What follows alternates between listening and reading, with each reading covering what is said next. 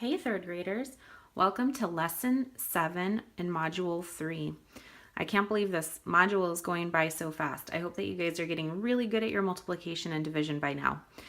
Our goal for today's lesson is to interpret the unknown in multiplication and division, to model and solve problems using units of 6 and 7. So we're still concentrating on multiplying and dividing by 6s and 7s. Remember that modeling doesn't mean my creepy little stick figure guy trying to show off his green jumpsuit. It means that we're going to show what our thinking is. So maybe we do circles and stars, maybe we do dots, maybe we do a tape diagram, maybe we draw a picture of what's going on. But today we're going to be modeling that. We're going to be using our algebra letters today to help us keep track of our unknown and the thing that we don't know. So let's go ahead and start off by practicing a little bit of that. Remember that each number in a multiplication and division number sentence has a meaning.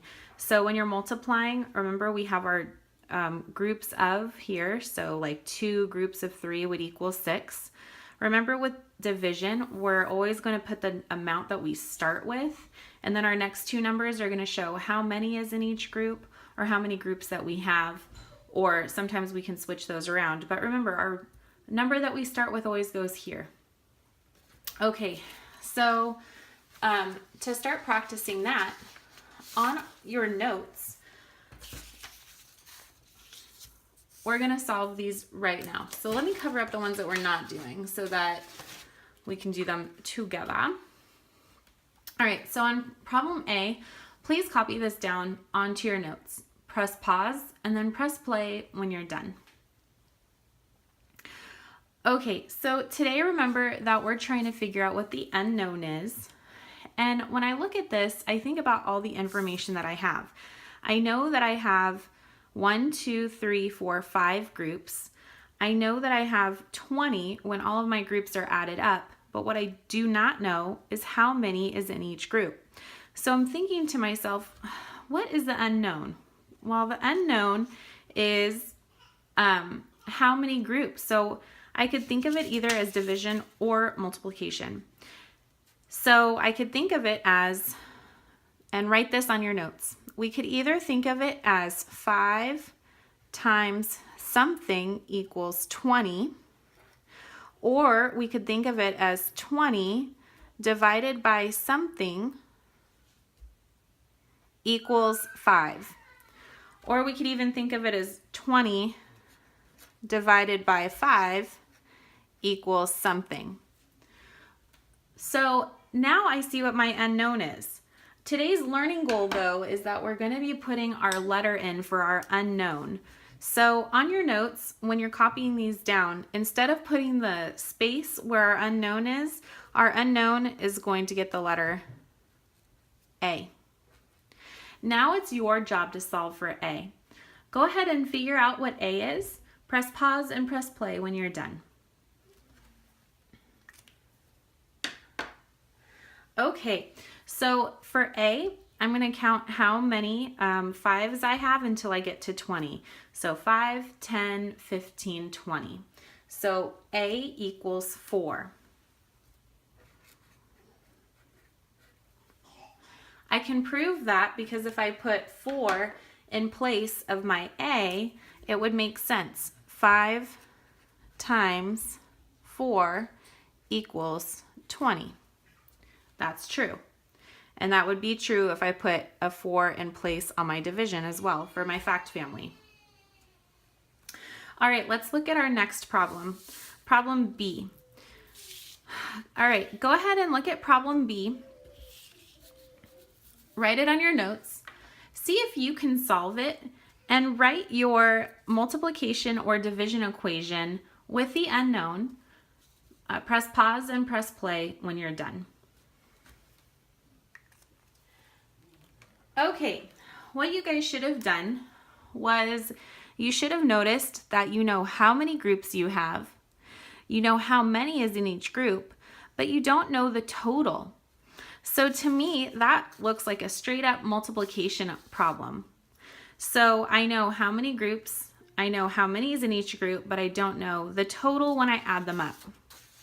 So I'm going to have 6 times 1, 2, 3, 4, 5, 6.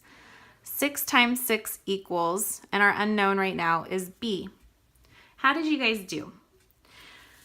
You could have also written this as a division problem where you wrote B divided by, because we don't know what number we're starting with, what our total is, so that would be B.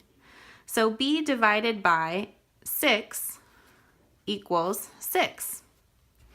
So let's go ahead and figure that out. If you haven't already solved for what B is, press pause and then press play. For me to solve this, I know that 5 times 6 from our previous lesson is 30. So 30 plus 1 more 6 is going to be 36. So B equals 36. Okay, here's our final one for C.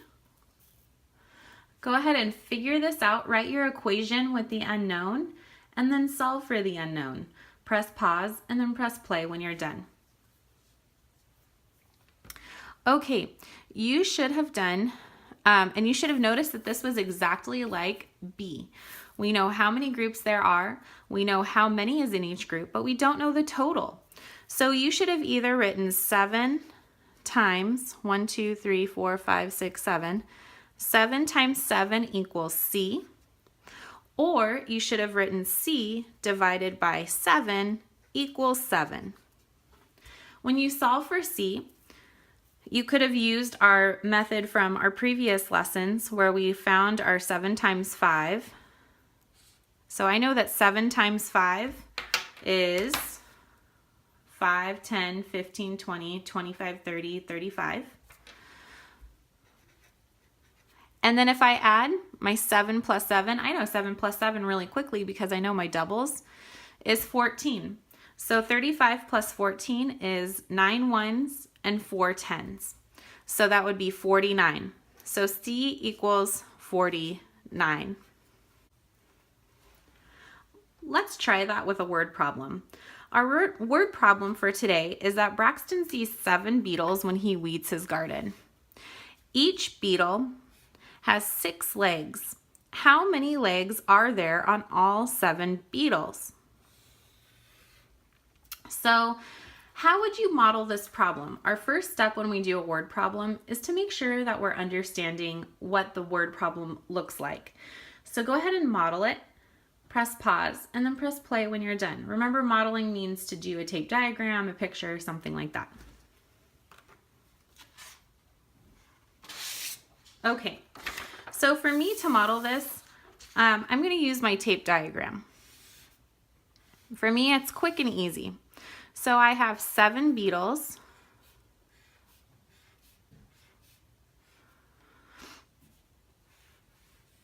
And then let me just double check. And each beetle has 6 legs. 1, 2, 3, 4, 5, 6, 7. So I have 7 beetles with 6 legs. Now, you guys could have actually drawn the beetles if you wanted to. You could have put 6 legs on each beetle. You could have done circles and stars.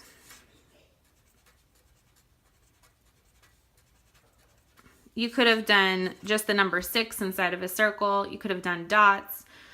Whatever worked, but you should have somehow shown that there are 7 beetles with 6 legs. Now it's time for us to figure out how many legs there are. I want you guys to write an equation that shows the unknown in this problem. When you have the unknown, I want you to use the letter B to show what the unknown is. Go ahead and do that now. Press pause and then press play when you have that written. Okay, so for me to write this, I noticed that I have 7 groups of 6. That sounds like multiplication to me. So I could add up all my legs, 1, 2, 3, 4, 5, 6, 7, 8, 9, 10, 11, 12. I could count them one by one, but come on guys, we're doing division and multiplication, so that's a lot faster than just adding up each leg on its own. So I have 6 legs on 7 beetles, so I have 7 groups of 6 or 6 groups of 7. And I don't know how many legs there are, so that's my unknown. That's B. How did you guys do? Now I can finally find my answer. Go ahead and solve for this. Press pause and press play when you're done. Now that I have my tape diagram, I can use my trick from the day before. 1, 2, 3, 4, 5. I know that 6 times 5 is 30 because my 5s are pretty easy. I know my doubles, 6 plus 6 is 12, or 6 times 2 is 12. So now I can add up those groups quite quickly. So 30 plus 12 is 42. So B equals 42. And I can prove that because if I replace the letter B with the number 42, it's true. 6 times 7 equals 42. Then I'm going to put my units. 42 what? 42 legs. Congratulations, Braxton. That's a lot of legs. We are on to our final problem. Our final problem today is that Owen has 48 colored pencils to illustrate his books. If he uses 6 pencils per book, how many books can he color? Here's the steps that I need you to follow on your final problem. Number 1, please model your problem. Remember, you're going to draw that picture, you're going to do your tape diagram. Number 2, write an equation with the unknown as C. Then you're going to solve for C. Please go ahead and do that to the best of your ability. And all right, you guys, we'll see you tomorrow. Goodbye, mathematicians.